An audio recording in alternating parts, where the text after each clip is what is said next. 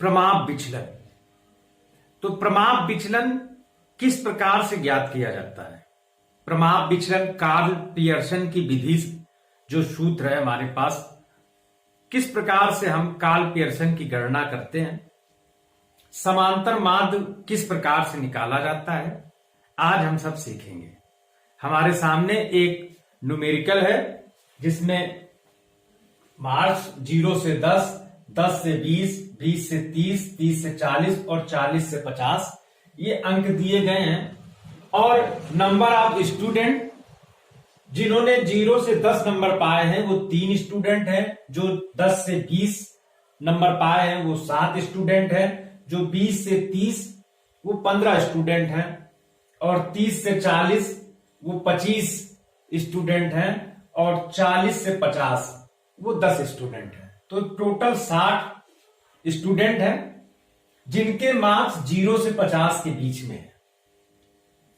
तो मीन भी हमें ज्ञात करना है और स्टैंडर्ड डिविएशन भी ज्ञात करना, प्रमाप विचलन भी ज्ञात करना है और समांतर माध्य भी ज्ञात करना है। तो इसमें 2 फार्मूले हैं समांतर माध्य का। समांतर माध्य के लिए x bar is equal to a plus summation f dx upon n या f, ये समांतर माध्य का सूत्र है। तो a एज्यूम्ड मीन यानी कल्पित माध्य है, f dx आवृत्ति और वो जो विचलन है उसका गुणनफल का योग है, f dx n आवृत्तियों का योग या संख्या है। तो पहला जो स्टेप हमारा होगा वो होगा विचलन, इन दोनों का जो मिड पॉइंट है, मध्य बिंदु है, मध्य बिंदु ज्ञात करना। तो 0 से 10 का मध्य बिंदु जो है वो है 5। अब ये ज्ञात कैसे करते हैं? 0 में 10 जोड़ दें और 2 का डिवाइड कर दें, तो ये आ जाएगा 10/2 बराबर 5। इसी प्रकार से हर एक का मध्य बिंदु जो है, मिड पॉइंट, मिड वैल्यू ज्ञात करते हैं। तो इसका हो जाएगा 15, इसका 25, इसका 35 और इसका मध्य बिंदु 45। अब किसी एक मध्य बिंदु में कोई एक वैल्यू ले लें और हम उसका विचलन ज्ञात कर लें। तो मध्य बिंदु में इसमें हमने एज्यूम मीन ले लिया, कौन सा है? 25। तो सभी पद जो है 25 से दूरी उनकी ज्ञात कर लेंगे। 5 माइनस 25 बराबर -20, 15 माइनस 25 बराबर -10, 25 माइनस 25 बराबर 0, 35 माइनस 25 इज इक्वल टू +10, और 45 माइनस 25 इक्वल +20। ये हमारा डिविएशन आ गया, विचलन आ गया। किससे? एज्यूम मीन 25 से विचलन ज्ञात हो गया। अब अगला जो हमारा कदम है वो है फ्रीक्वेंसी इंटू विचलन। जो डिविएशन आया है उसमें फ्रीक्वेंसियों का गुणा कर देना।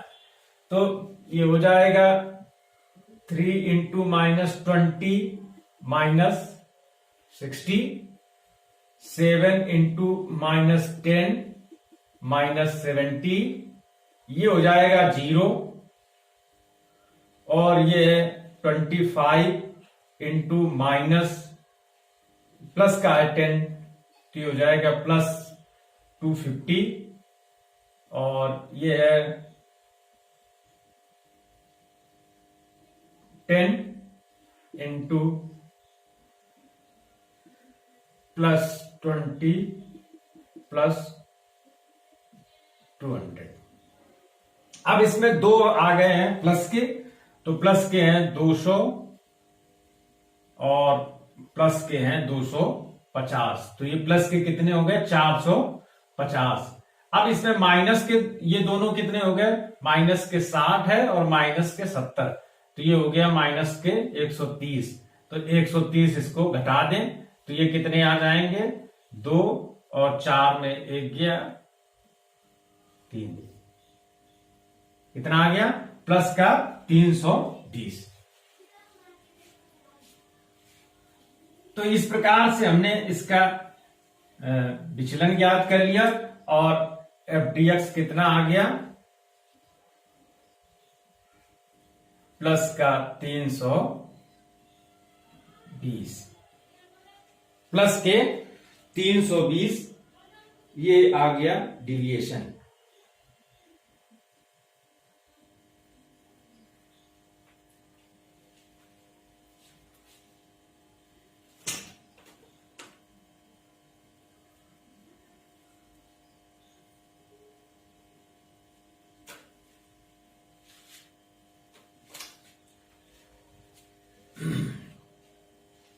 अब इसमें जो एफ डी एक्स का मान आ गया है, एज्यूम मीन भी आ गया है। अब हम इसको समांतर माध्य में इसमें वैल्यू लिख दें।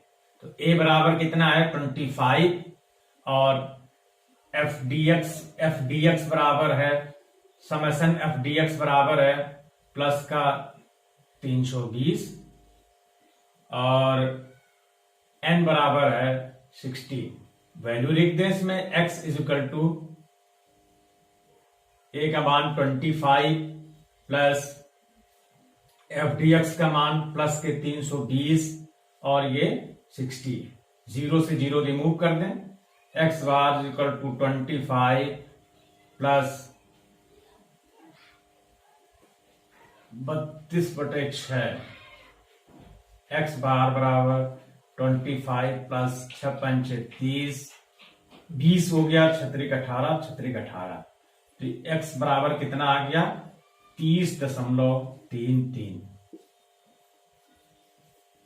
समांतर माध्य इसका कितना आ गया 30.33।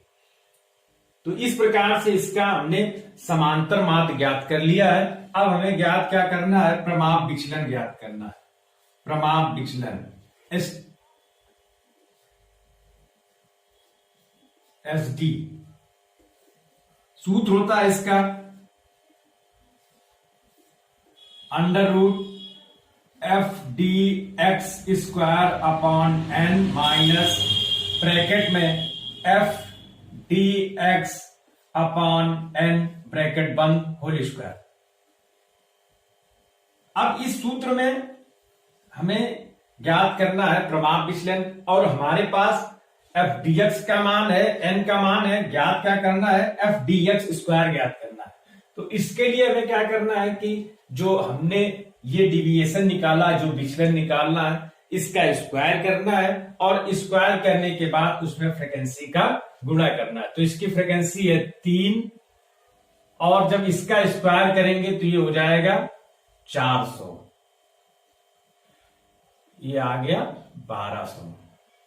इसी प्रकार से इसकी फ्रीक्वेंसी है 7, मल्टीप्लाई कर दें और जब इसमें वर्ग स्क्वायर करेंगे 10 का तो हो जाएगा 100, तो ये हो जाएगा 700।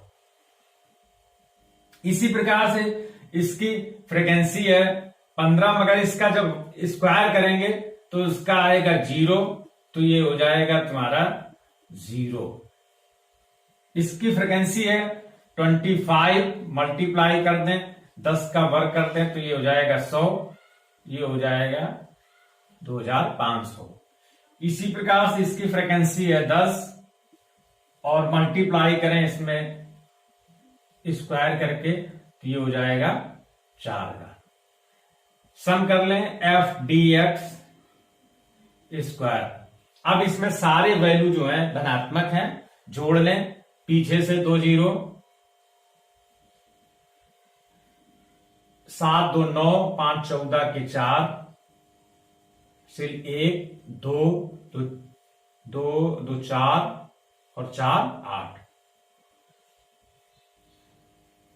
8400 इसका क्या आ गया एफ डी एक्स आ गया, एफ डी एक्स स्क्वायर आ गया। अब हम सब वैल्यू अगर इसमें रख दें तो जो इसका मान है वो हम ज्ञात कर लेंगे। Under root F D X square का मान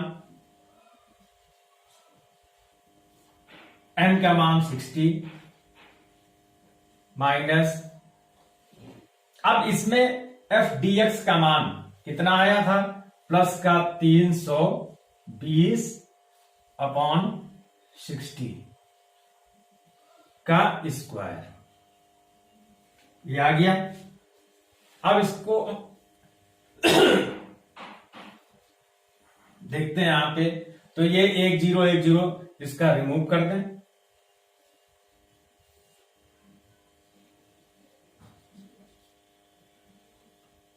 बटे 6 माइनस, और इसका भी देखो हमने कैलकुलेट करके निकाला तो कितना आया था 5.33 प्लस का था 5.33 स्क्वायर।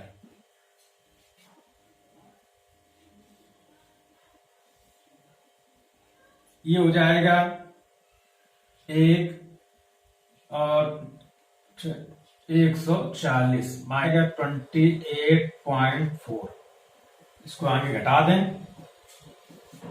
आ जाएगा इसका 111.6। अब 111.6 का जब हम स्क्वायर लेंगे, रूट निकालेंगे, तो ये आएगा 10.5। तो इसका स्टैंडर्ड डिविएशन कितना आ गया, 10.5। इसका मीन आ गया 30.33 और स्टैंडर्ड डिविएशन कितना आ गया 10.5। तो इस प्रकार से जब हम इसी प्रकार के कई एग्जाम्पल लेकर के सॉल्व करेंगे तो ये विधि आप साथ कर लेंगे। कार्ल पियर्सन के सूत्र के माध्यम से किस प्रकार से स्टैंडर्ड डिविएशन ज्ञात किया जाता है और समांतर माप किस प्रकार से ज्ञात किया जाता है। धन्यवाद।